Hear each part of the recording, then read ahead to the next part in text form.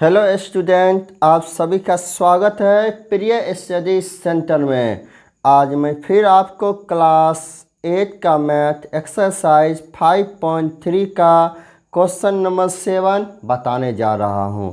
इसके पहले वाले सारे क्वेश्चन मैं बता चुका हूं, आप हमारे प्ले लिस्ट में देख सकते हैं। तो ये रहा क्वेश्चन नंबर 7। एक विद्यालय में कक्षा 8 के सभी विद्यार्थियों ने प्रधानमंत्री राष्ट्रीय राहत कोष में 2401 रुपये दान में दिए। यानी कि एक विद्यालय था जिसमें कक्षा 8 के विद्यार्थी ने प्रधानमंत्री राष्ट्रीय राहत कोष में 2401 रुपये दान में दिए। प्रत्येक विद्यार्थी ने उतने ही रुपये दान में दिए जितने कक्षा में विद्यार्थी थे। यानी प्रत्येक विद्यार्थी उतना ही रुपया दिए जितने विद्यार्थी कक्षा में थे। कक्षा के विद्यार्थियों की संख्या ज्ञात कीजिए। इसमें क्या बोलता है? कक्षा के विद्यार्थियों की संख्या ज्ञात कीजिए। तो हमने आपको क्वेश्चन दिखाया, अब ज्ञात करके बताते हैं। सबसे पहले हम लिखेंगे प्रधानमंत्री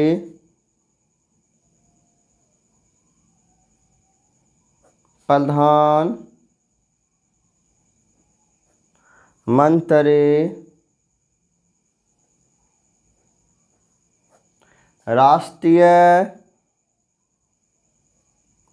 राहत कोष में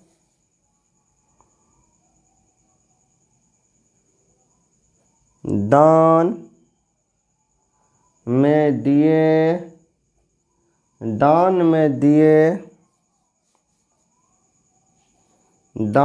दिए बराबर यहाँ लिखते हैं, दान में दिए रुपये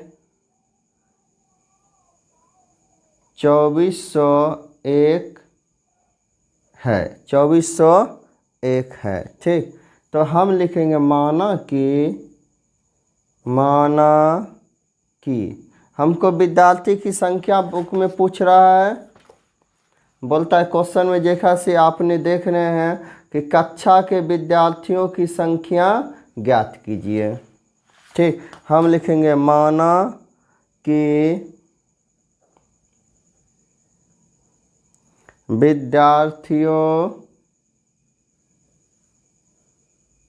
विद्यार्थियों की संख्या बराबर x। माना कि विद्यार्थियों की संख्या बराबर x, इसलिए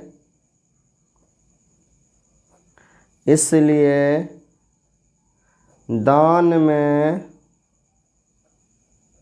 दिए रुपये।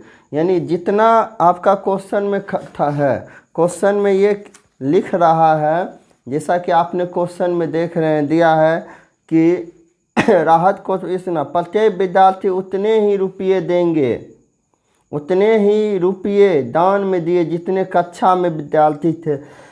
यानी एक बच्चा है तो 1 रुपया देगा, यदि 2 बच्चा है तो 2 रुपया देगा, यदि 10 बच्चा है तो 10 रुपया देगा, यदि 50 बच्चा है तो 1 बच्चा 50 रुपया देगा। यहाँ x है तो x गुना x, यह बात समझे? तो हम आपको रफ में समझाते हैं। यदि 1 बच्चा है तो 1 रुपया देगा, यदि 3 बच्चा है, 3 बच्चे, ठीक, 3 बच्चे हैं तो यहाँ पर 3 रुपये देंगे, 3 रुपया। 3 रुपया 1 बच्चा देगा, 1 बच्चा देगा। ठीक, समझे?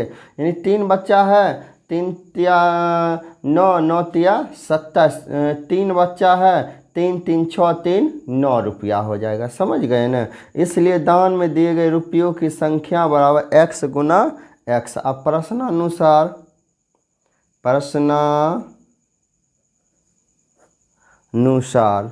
ठीक, x गुना x बराबर 2401। x गुना x का स्क्वायर करिए बराबर 2401। ठीक, x पर से स्क्वायर हटाइए, रूट अंदर 2401। ठीक, इसका हमने अभाज्य गुणनखंड निकाल लीजिए। ठीक, 2401, 24 को 1 से हमने भागा देने का कोशिश करते हैं। देखिए हमने इसको भागा देते हैं किससे, हम 3 से देखते हैं। 3 से नहीं आती है 24, 3 से भी नहीं। 3 से बाद कौन पहाड़ा सा आता है, में एक आता है 7। 7 से हम भागा देंगे तो 7 से लग जाएगा। देखिए 7 से भागा देंगे, आपको दिख रहा होगा 2401। सत्या 21, सत्या 21। यहाँ पर 4 में 1 गया 3, 2 में 2 गया 0, यहाँ 0। 7 चौक 28, आपको दिख रहा होगा 7 चौक 28, आपको दिख रहा होगा 28। यहाँ 1 पैंचा लिए 10, 10 में 8 गया 2, और यहाँ 2 में 2 गया 0, फिर 1, फिर 7 पहाड़ा पढ़ेंगे कितना, 3 बार में लगे। सत्या 21, सत्या 21, ये 1 1 0 और 2 2 0। तो यहाँ पर आपका आ गया कितना, आ गया 343। ठीक, 343। फिर हम इसको 7 बार में ही लगाते हैं। यहाँ पे आपको हम भागा देकर बता रहे हैं। 343 को 7 बार में देते हैं। 7 चौक 28, 1 पैंचा लिए 14, 14 में 8 गया तो 6 बचा, यहाँ 2 में 2 गया 0, यहाँ 3। 7 में पहाड़ा 9 बार पढ़िए 63, 3 3 गया 0, 6 6 गया 0, समझ गए। तो यहाँ 63, नहीं सॉरी, यहाँ 49 49, हम नीचे 49। ठीक, यहाँ फिर 7 बार में लगाइए 7 7 1 जा 7। ठीक, 7 1 जा 7। आप फिर यहाँ पर x बराबर हम लिखेंगे 7 इंटू 7 इंटू 7 इंटू 7। देखिए यहाँ 7 7 का युग्म बना, एक 7 बाहर, 7 इंटू 7 बराबर 49। 7 इंटू 7 बराबर कितना हुआ, 49। अतः विद्यार्थियों की संख्या लिखेंगे, अतः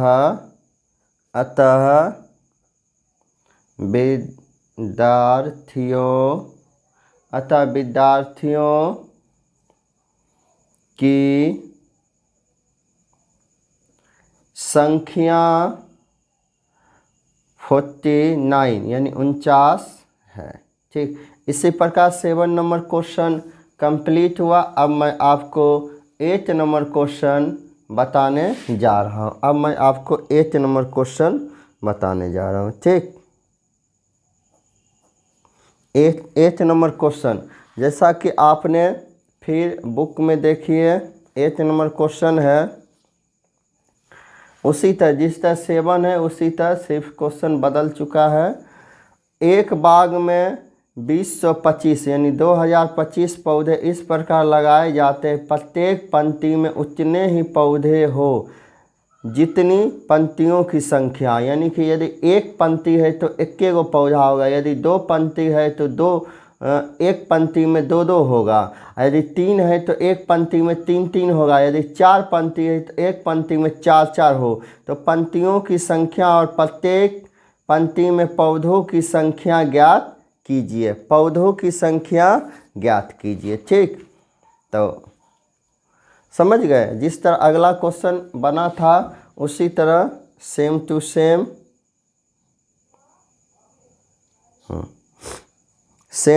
सेम हम लिखेंगे पौधों की संख्या।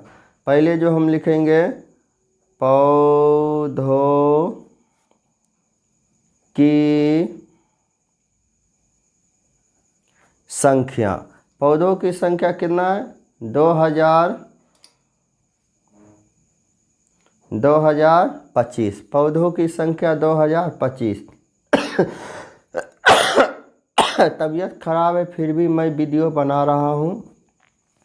माना कि माना कि पंक्तियों की संख्या बराबर x। जिस तरह अगले में यदि एक पंक्ति है तो एक पौधा रहेगा, यदि दो पंक्ति है तो दोनों पंक्ति में दो दो, यदि 10 पंक्ति है तो पहला में भी 10 पौधा, दूसरा में भी 10, तीसरा में भी 10, इसी तरह। ठीक। अब प्रश्नानुसार, अब लिखेंगे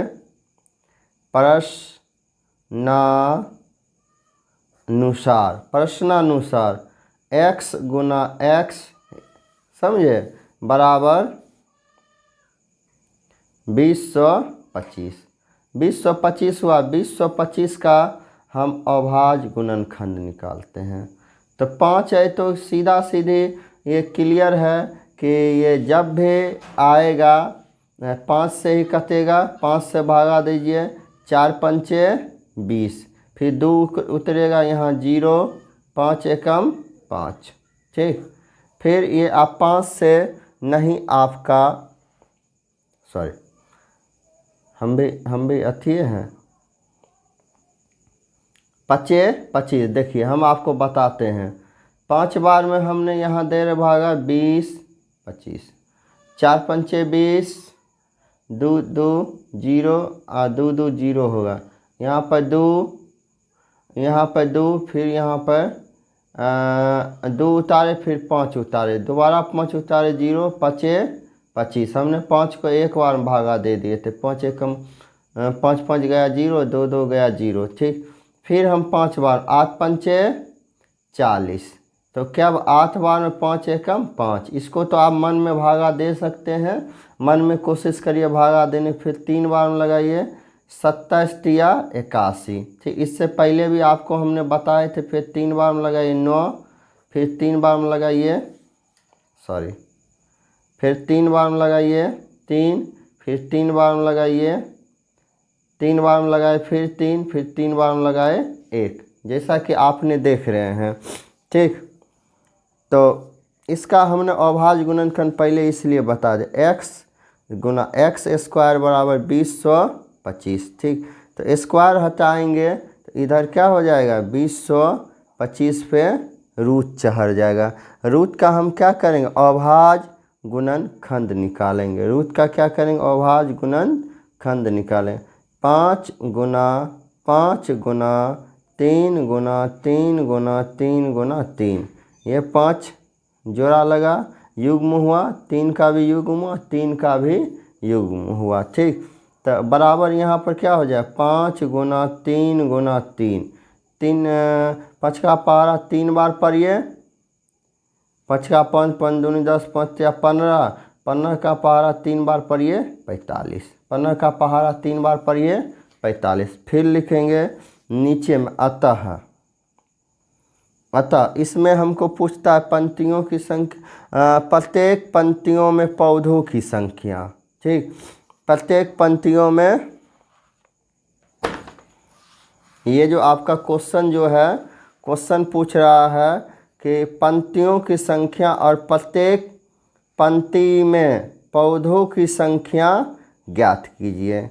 यानी कि पंक्तियों की संख्या और प्रत्येक पंक्ति में पौधों की संख्या ज्ञात कीजिए। ठीक। बहुत ही आसान क्वेश्चन। ठीक। तो हम लिखेंगे प्रत्येक, पहले हम पंक्तियों की संख्या, अतः पंक्तियों की संख्या 45 है और प्रत्येक पंक्ति में, पंक्ति में पौधों की संख्या 45 है। इसका मतलब कि 45 गो पंक्ति है, एक पंक्ति में 45 गो पौधा है। समझ में आया। तो इसी प्रकार आपका 8 नंबर क्वेश्चन भी कंप्लीट हुआ। अब मैं आपको 9 नंबर क्वेश्चन बताने जा रहा हूँ। जैसा कि आपने क्वेश्चन में देख रहे हैं। ठीक, जैसा कि आपने क्वेश्चन में देख रहे हैं 9 नंबर क्वेश्चन। ठीक, तो आपको है वह सबसे छोटी वर्ग संख्या ज्ञात कीजिए जो 4, 9, 10 प्रत्येक से विभाजित हो। वह सबसे छोटी वर्ग संख्या ज्ञात कीजिए। इसमें क्या बोलता है, वह सबसे छोटी वर्ग संख्या ज्ञात कीजिए जो 4, 9 और 10 प्रत्येक से विभाजित हो। प्रत्येक से क्या हो, विभाजित हो। तो ये भी बहुत ही आसान क्वेश्चन है, तो हमने पहले इसको बता रहे हैं, आप समझिए। ये 9 नंबर। ठीक,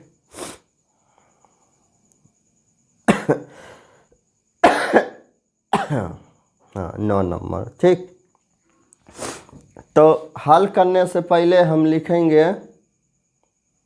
हल करने से पहले हम 4, 9 तथा 10 का एलसीएम ठीक, हम इसका एलसीएम निकाल लेंगे। ठीक, हम क्या निकालेंगे, एलसीएम यानी कि लघुत्तम समावर्तक, लोअर कॉमन, हाँ एलसीएम। ठीक, लोअर कॉमन मेथड। ठीक, लोअर कॉमन मल्टीप्लाई जो बोलिए, जो भी बोलिए। ठीक, लोअर कॉमन मल्टीप्लाई, एम मतलब मल्टीप्लाई, इसका हम एलसीएम निकाल लेते हैं। तो यहाँ एलसीएम देखिए 4, 9, 10 का एलसीएम। तो सबसे पहले हम छोटी अंक से लगाएंगे 2 बार में, 9 उसी तरह रहेगा, यहाँ पर क्या हो जाएगा 5। ठीक, इसी तरह हो जाएगा। इसको हम गुना करेंगे। ठीक, इसको हम क्या करेंगे, गुना 2 गुना 2 गुना 9 गुना 5। ठीक, 2 दूनी 4, 4 पंचे 20, 20 नमा 180, यानी 4, 9, 10 का एलसीएम कितना हुआ आपका 180। यहाँ तक समझे, एलसीएम निकाल लिए 180। ठीक, इसका एलसीएम कितना हो गया आपका 180। लिखेंगे अब 180 का अभाज्य गुणनखंड। 180 का 180 का हम क्या लिखेंगे, अभाज्य गुणनखंड। 180 का अभाज्य गुणनखंड देखिए यहाँ पर 2 गुना 2 गुना, यहाँ 9 है, 9 को हम 3 बार तोड़ सकते हैं, 3 गुना 3, 3 या 9 गुना 5। 2 का भी युग्म हुआ, 3 का भी युग्म हुआ, लेकिन 5 का युग्म नहीं हुआ, 5 का युग्म नहीं हुआ। लिखेंगे यहाँ 180 के अभाज्य गुणनखंड, अभाज्य गुणनखंड। ठीक, अभाज्य गुणनखंड में 5 युग्म में नहीं है, यानी 5 जोड़ा में नहीं है, 5 जोड़ा में नहीं। अतः 180 को, अतः 180 को 5 से गुना करने पर, गुना करने पर, ठीक, गुना करने पर यह एक पूर्ण वर्ग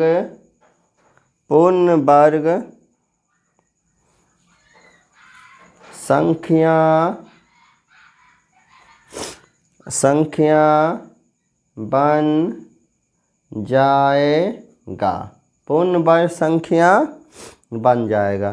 तो हमने 180 गुना 5 बराबर 18 पंचे 90, एगो यहाँ पर जीरो हमने बैठा दिए। हमने यहाँ पर एगो जीरो क्या कर दिए, बैठा दिए। ठीक, हमने एगो जीरो बैठा दिया। अब लिखेंगे अतः 900 वह सबसे छोटी वर्ग संख्या है। अतः 900 वह सबसे छोटी वर्ग संख्या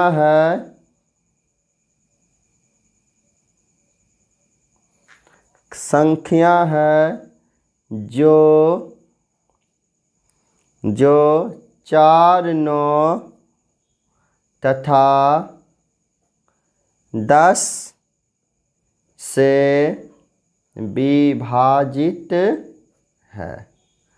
हम आशा करते हैं विभाजित हो जाएगी। हम आशा करते हैं कि आपको क्वेश्चन नंबर 9 समझ में आया होगा। तो अब क्वेश्चन नंबर 10 देखिए, वह सबसे छोटी वर्ग संख्या ज्ञात कीजिए जो 8, 15 और 20 से विभाजित हो जाए। तो इसको हम हल करेंगे। ठीक, पहले लिखेंगे 8, 15 और 20 का LCM। ठीक, LCM। तो इसका हम LCM निकाल लेते हैं। 8, 15, 20। 8, 15, 20 का LCM 2 बार में लगाइए 4, 15, 10। फिर इसको 2 बार में लगाइए 2, 15, 5। फिर इसको 5 बार में लगाइए 2, 3, 1। ठीक, 2, 3, 1।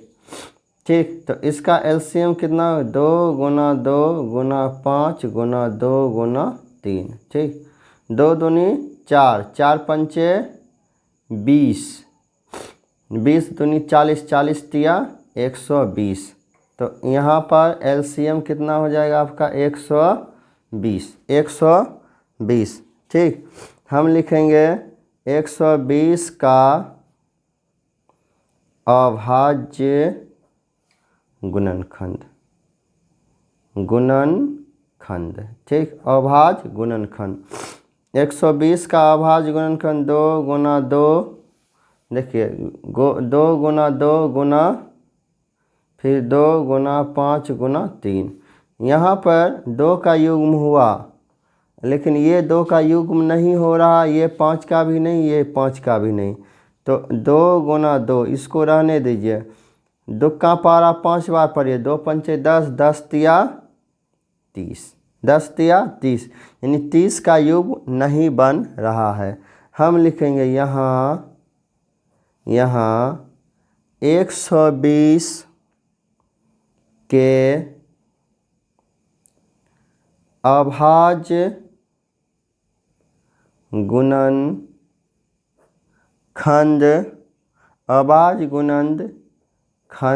में 30 युग्म में नहीं है। 30 युग्म में नहीं है। ठीक, अतः 120 को 30 से गुना करने पर 120 को 30 से गुना करने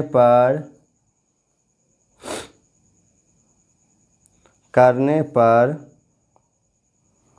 यह एक परिपूर्ण वर्ग संख्या बन जाएगा। ठीक, परिपूर्ण वर्ग संख्या बन 120 गुना 30 बराबर 12 गुना 3, 12 3 36। यहाँ पर डबल जीरो लिख दीजिए, यानी 3600। कितना हो गया? 3600। अब हम लिखेंगे अतः 3600 वह सबसे छोटी वर्ग संख्या है जो 8, 15